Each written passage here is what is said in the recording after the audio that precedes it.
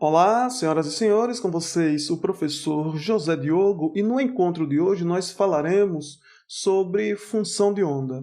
Uma função de onda corresponde em uma entidade matemática usada para descrever o comportamento de partículas. E a partícula com a qual lidaremos aqui será o elétron, a qual também apresenta comportamento ondulatório. Para nossa aula foram usadas como referências bibliográficas os livros Princípios de Química, de Peter Atticus, assim como o livro Química Inorgânica, de Mark Weller, mais especificamente o capítulo 1º de cada livro. O ponto de partida para nossa aula será relembrar que o comportamento ondulatório do elétron é manifestado em determinados experimentos, e a comprovação experimental do comportamento ondulatório dos elétrons deu-se através de um experimento realizado em 1925 por Clinton Davidson e Lester Germer, os quais fizeram um feixe de elétrons interagir com um arranjo regular de átomos de níquel, e o resultado foi aquele característico de ondas. Daí, o camarada Schrödinger, ele notou o seguinte: olha, para descrever o elétron de forma apropriada, devemos recorrer a uma entidade matemática denominada função de onda. E em 1927, Schrödinger fez tal proposição.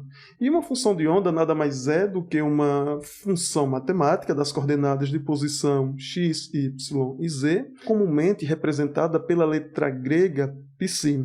O significado da função de onda veio depois e foi dada por Max Born em 1928 e, segundo a interpretação de Max Born, a probabilidade de encontrar uma partícula em uma região é proporcional ao valor da função psi ao quadrado.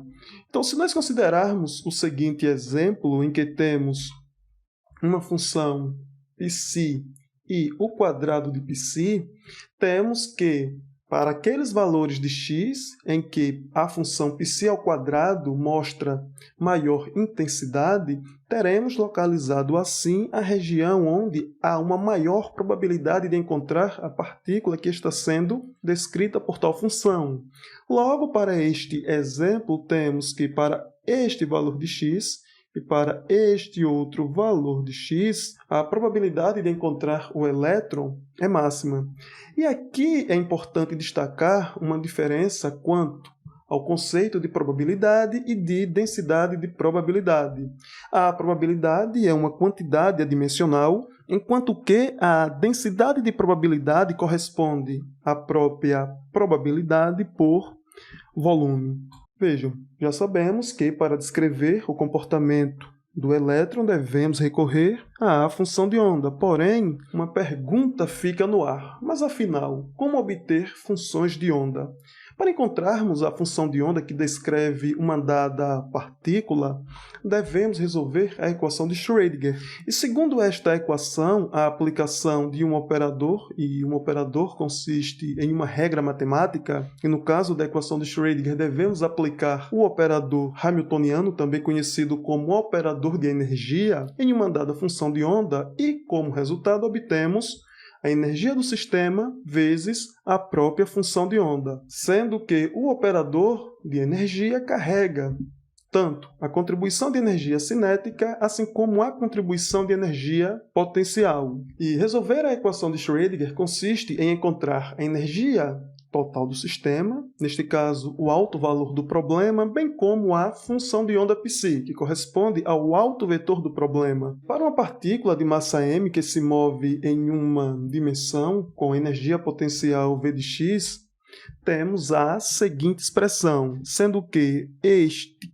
termo corresponde à energia cinética e este segundo termo corresponde à energia potencial. O formato assumido pela energia potencial vai variar de problema para problema. Classicamente, sabemos que a energia cinética, por exemplo, é dada pelo produto massa-velocidade ao quadrado dividido por 2, porém, de uma forma conveniente, podemos multiplicar o numerador, assim como o denominador, por m, justamente para motivar o aparecimento do momento linear.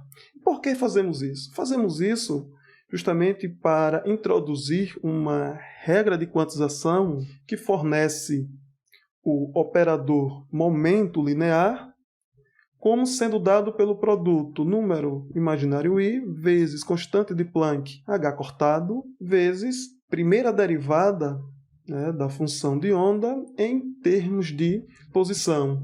Então veja o seguinte, se nós substituirmos essa expressão para momento linear obtida fazendo uso de regras de quantização em nossa expressão clássica para energia cinética, podemos notar que, vejam, se substituirmos esta expressão em nossa expressão que leva ao cálculo da energia cinética clássica, ficamos com I ao quadrado dá menos 1, H cortado ao quadrado e primeira derivada ao quadrado dá segunda derivada. Tudo isso dividido por 2m. Vejam que este termo corresponde àquele que aparece em nosso termo referente à energia cinética no operador hamiltoniano. E um dos sistemas mais simples de ser estudado pela equação de Schrödinger trata-se da partícula na caixa. A partícula na caixa pode ser fisicamente associada a uma condição em que temos um dado elétron confinado entre dois núcleos. É uma situação hipotética. E quando resolvemos a equação de Schrödinger para o problema da partícula na caixa, obtemos esta expressão de energia, assim como esta função de onda. E o que é importante notar é que, sem fazer nenhuma imposição, temos que a expressão de energia ela depende de um dado índice n, assim como a função de onda ela também depende de um dado índice n, ou seja, este índice n corresponde ao número quântico n. E vejam que a energia ela não assume qualquer valor. A energia assume valores determinados pelo índice n, assim como a função de onda. Os valores assumidos pelo número quântico n, também denominado número quântico principal, são 1, 2, 3, em princípio vai até o infinito, e a energia da partícula ela é quantizada. Quantizada no sentido de que seus valores são restritos a uma série de valores discretos chamados níveis de energia. Então aqui estão apresentadas as soluções para o problema conhecido como partícula na caixa, mas iremos avançar um pouquinho e mostrar de que forma estas expressões são obtidas. Então vamos lá. Para uma partícula que se move em uma dimensão, já mostramos que a equação de Schrödinger apresenta este formato.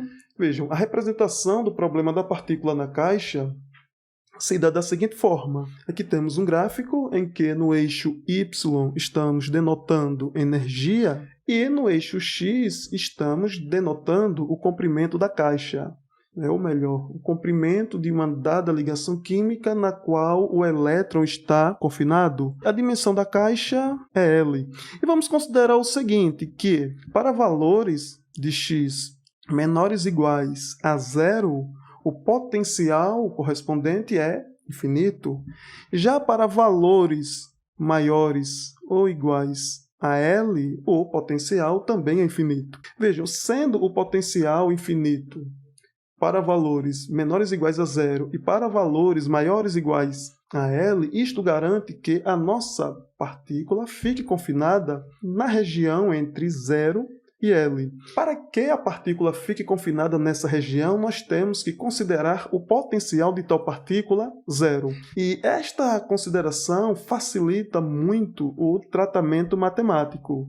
Além disso, devemos notar que a função de onda naquele valor x igual a zero, assim como quando x igual a L, a função é nula, indicando que não há probabilidade de encontrarmos o elétron nessas duas regiões. E a nossa intenção é resolver a equação de Schrödinger justamente para um intervalo compreendido entre 0 e L. E lembrando que neste intervalo o potencial ao qual a partícula está sujeita é zero. Se o potencial é zero, este termo é anulado e com isso a nossa equação fica mais simples. Basicamente, o que fizemos foi agrupar todas as constantes situadas no primeiro membro para o segundo membro. Então, vejam que esta expressão ela corresponde a esta outra, com a diferença de que esta outra função tem todas as constantes agrupadas no segundo membro. Fomos além e definimos uma dada quantidade k ao quadrado, e é conveniente fazermos isso, mostrarei já já,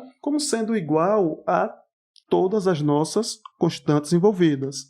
Então vejam, de forma geral, a nossa função de onda ela deve satisfazer a esta regra matemática. Que regra matemática seria essa? Ou seja, ao calcularmos a segunda derivada desta função matemática, ela tem que retornar um dado parâmetro ao quadrado vezes a própria função. O curioso aqui é que nós estamos em busca da função de onda, ou seja, não sabemos qual é a função de onda. Porém, tal função de onda deve ser utilizada no cálculo dessa segunda derivada. Ou seja, se nós estamos em busca da função de onda, porém precisamos da função de onda para aplicar essa regra matemática de forma a verificar se tal função serve, o que é que foi feito até aqui, afinal? Bom, não temos a função de onda, não sabemos qual é a função de onda, mas pelo menos temos um caminho que deve ser percorrido para obter tal função. Não temos a função, mas quando nada temos uma receita que permite obter tal função. E, de posse dessa receita, que é útil para obter a função de onda, vamos chutar uma dada função de onda. A minha proposta aqui é que nós consideremos uma função que consiste em uma soma de uma função seno e de uma função cosseno. Eu introduzi um parâmetro em nossa função, denominado k, já em analogia com o k que nós definimos há pouco. Vamos ver qual é a vantagem de fazer este tratamento. Então vejam, sabemos que a segunda derivada da função de onda que estamos à procura deve fornecer o parâmetro k elevado a 2 vezes a própria função. Daí propus esta função, logo vamos verificar se tal função atende ao nosso problema. Primeiro que faremos será calcular a primeira derivada dessa função, é o que eu faço aqui. E para calcular esta derivada, fazemos a derivada do argumento da função trigonométrica e depois multiplicamos pela derivada da própria função trigonométrica. Para ilustrar como esta derivada deve ser calculada, vamos considerar uma função cosseno de kx, por exemplo. A derivada da função cosseno de kx, em termos de x, será igual à derivada do argumento da função, retornará k, e derivada da função cosseno é menos seno, portanto, menos seno de kx. É justamente o resultado que nós temos para o termo cosseno de kx presente na função. A primeira derivada já foi calculada, o que devemos fazer é avançar e calcular a derivada do resultado que obtemos. Ao fazer isso, obtemos esta função. Notem que k ao quadrado está presente neste termo, quanto neste outro termo, logo podemos colocá-lo em evidência. Colocando menos k ao quadrado em evidência, nós obtemos um produto envolvendo menos k ao quadrado vezes a própria função de onda. Lembrem que a nossa função de onda foi definida como uma constante a vezes função seno de kx mais uma constante b vezes cosseno de kx. Porém, temos aqui um problema ainda a ser resolvido, ou seja, quanto vale a constante a, quanto vale a constante b, quanto vale o k. E para isso faremos uso das condições de contorno, ou seja, as condições em que a nossa função vai a zero. Então, avançando em nossa derivação, separa aqui os dois principais resultados que nós temos. A definição do parâmetro k ao quadrado, o qual agrupa as constantes do problema. Além disso, temos a função de onda que foi proposta. A função de onda que foi proposta, ela sobreviveu ao nosso teste e ela satisfaz, de fato, aquela receita que nós estamos considerando. Então, vamos aplicar a primeira condição de contorno. Vejam, para x igual a zero, a nossa função é igual a zero. O que é que eu farei? Irei substituir x igual a zero na nossa função de onda e notaremos qual termo irá sobreviver. Seno de k0 é igual a seno de zero, mas seno de zero é zero, logo todo este termo é anulado. Por outro lado, cosseno de 0 retorna 1. 1 vezes b dá b. Porém, a nossa função de onda ela é igual a 0. Com isso, o nosso parâmetro b é nulo. Ou seja, esse resultado foi extraído do uso da primeira condição de contorno. A nossa função de onda ela passa a ser dada apenas pelo produto envolvendo o parâmetro a e a função trigonométrica seno, argumento kx. Agora vamos usar o fato de que a função de onda para x igual a L também é igual a 0. Veja, a nossa função de onda ela foi reduzida apenas ao produto envolvendo o parâmetro a e a função trigonométrica seno, porém, há duas formas desta função retornar o valor 0. Se a for igual a 0 ou se seno de KL for igual a 0. Se a é igual a 0, nós temos um problema aqui. Vejam, se a for igual a 0, a nossa função ela passa a ser 0 para qualquer valor de x. Porém, esse valor não faz sentido, uma vez que a função de onda nesta região do espaço não é nula. Logo, o que devemos buscar é uma condição em que o argumento KL da função seno retorna 0. Sabemos que o seno de π, seno de 2π, seno de 3π, seno de um múltiplo inteiro de π é 0. Veja que o seno de 0 também é 0. Porém, se fizermos KL igual a 0, nós temos um problema. Este termo ele não pode ser 0, assim como L é um valor positivo. Logo, a solução n igual a 0 é descartada. Mas, de forma geral, temos que, aplicando as condições de contorno, a função seno de KL será igual a 0 se KL for um múltiplo inteiro de π. E desta última relação, nós podemos encontrar quanto K vale.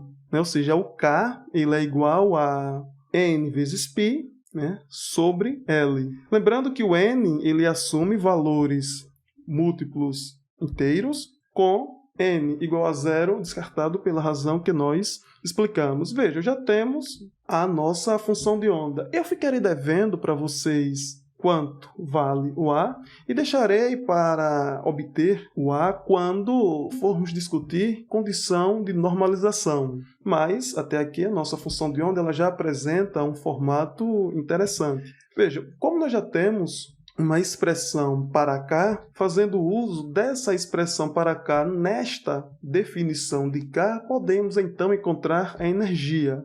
Então, determinando o valor de E. Para isso, fazemos uso da definição do K. Sabemos que K é igual a N vezes π sobre L, tudo isso elevado ao quadrado. Vejam, escrevendo E em função dos demais termos, temos esta expressão. Vale lembrar que h cortado é igual a h sobre 2π. Vejam que o h cortado está elevado ao quadrado e o que fizemos foi esta operação algébrica e notamos que poderíamos simplificar a expressão dividindo π ao quadrado por π ao quadrado. Além disso, 2 elevado a 2 retorna 4, vezes 2, 8. Daí está a nossa expressão final de energia.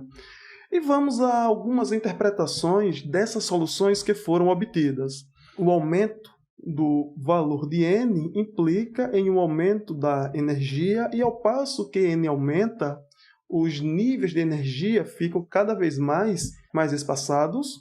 A quantização da energia é importante destacar que ela segue naturalmente da equação de Schrödinger. Vejam que no nosso processo de resolução, o n brota naturalmente das equações.